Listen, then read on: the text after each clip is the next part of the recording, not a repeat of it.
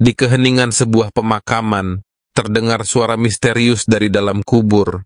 Suara itu bukanlah suara manusia biasa, melainkan pesan yang membuat setiap orang yang mendengarnya bergetar. Siapakah yang bersuara, dan apa yang dikatakannya? Dalam video ini, kita akan mengungkap sebuah kisah yang jarang diketahui.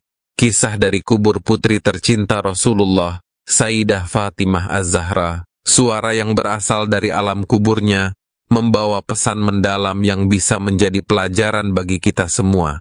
Siapkah kalian mendengarnya? Pastikan kalian menonton hingga akhir. Jangan lupa untuk menekan like dan subscribe untuk mendukung channel ini.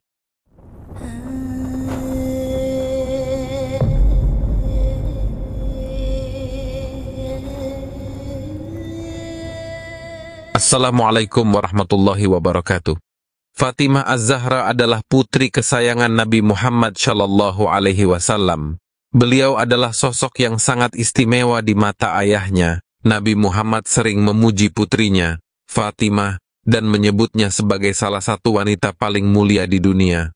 Rasulullah Shallallahu Alaihi Wasallam bersabda, sebaik-baik wanita seluruh alam adalah Maryam binti Imran, Khadijah binti Khuwailid, Fatimah binti Muhammad, dan Asiyah istri Fir'aun. Hadis riwayat Muslim.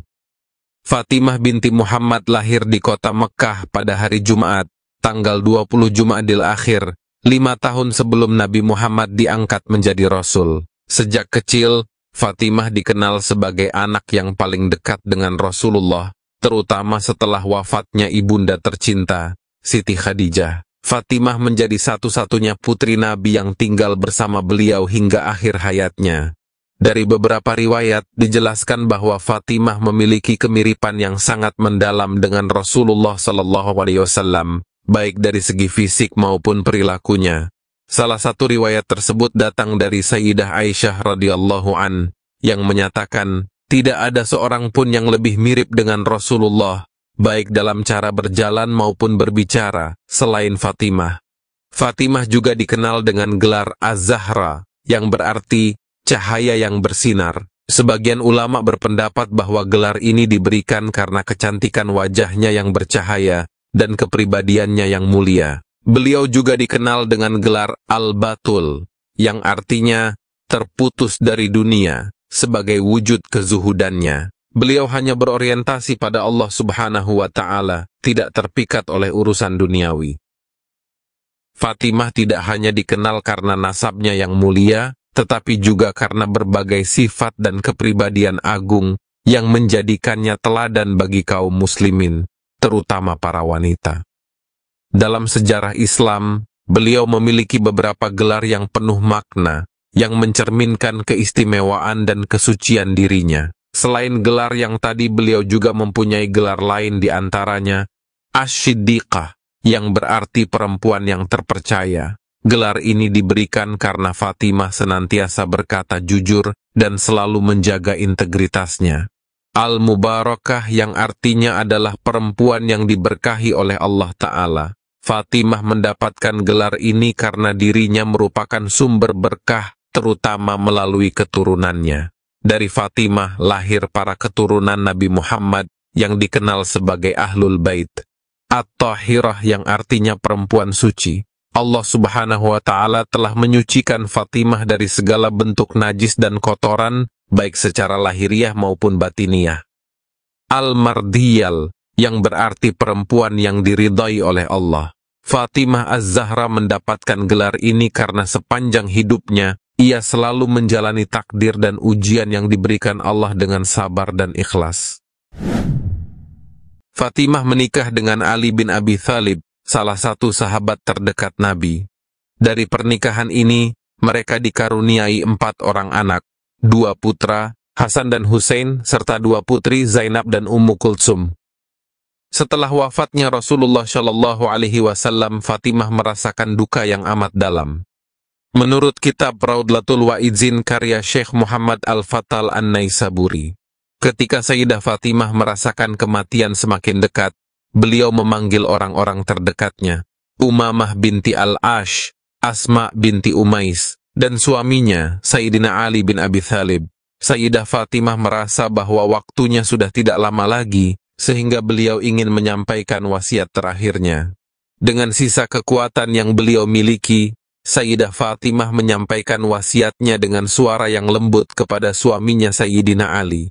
Pertama, beliau berwasiat agar setelah wafatnya, Sayyidina Ali menikah dengan Umamah binti Al-Ash, putri dari kakak perempuannya, Siti Zainab. Menurut Sayyidah Fatimah, Umamah adalah sosok yang bisa memperlakukan anak-anaknya dengan baik, sebagaimana yang telah Fatimah lakukan.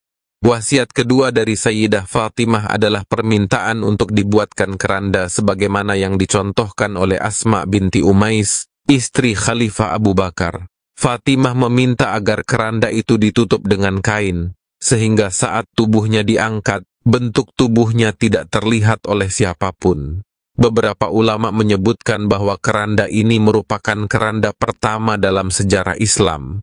Wasiat ketiga adalah agar Sayyidah Fatimah dimakamkan pada malam hari, dan tidak seorang pun yang tidak disenanginya diizinkan untuk melihat jenazahnya.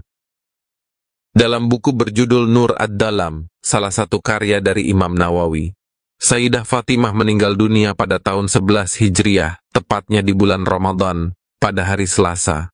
Ketika beliau wafat, prosesi pemakaman dihadiri oleh para sahabat yang setia dan keluarga dekat beliau. Di antara mereka yang berperan penting dalam pemakaman tersebut adalah sahabat Ali, suami tercinta Fatimah, serta dua putra mereka, Hasan dan Husain. Mereka juga ditemani oleh sahabat terkemuka lainnya, yaitu Abu Dzar Al-Ghifari. 4 orang tersebut, yakni Ali, Hasan, Husain, dan Abu Dzar Al-Ghifari, memikul peti jenazah Siti Fatimah dengan penuh kehormatan dan kesedihan. Mereka berjalan bersama-sama menuju tempat peristirahatan terakhir Fatimah dengan suasana yang sangat tenang dan penuh kedamaian.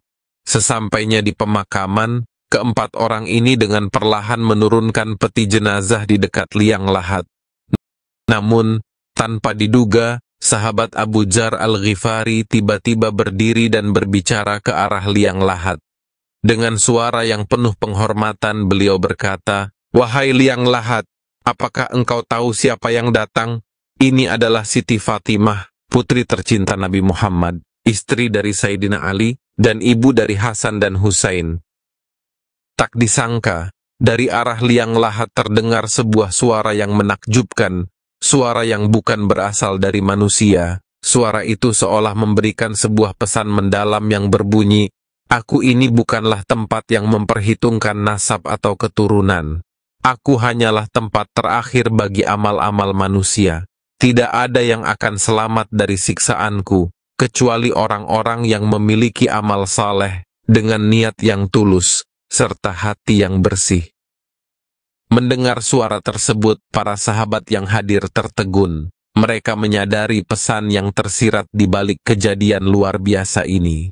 Liang lahat, tempat peristirahatan terakhir setiap manusia, tidak memandang siapa kita di dunia ini, bukan keturunan, status sosial, ataupun jabatan yang menjadi jaminan keselamatan di akhirat.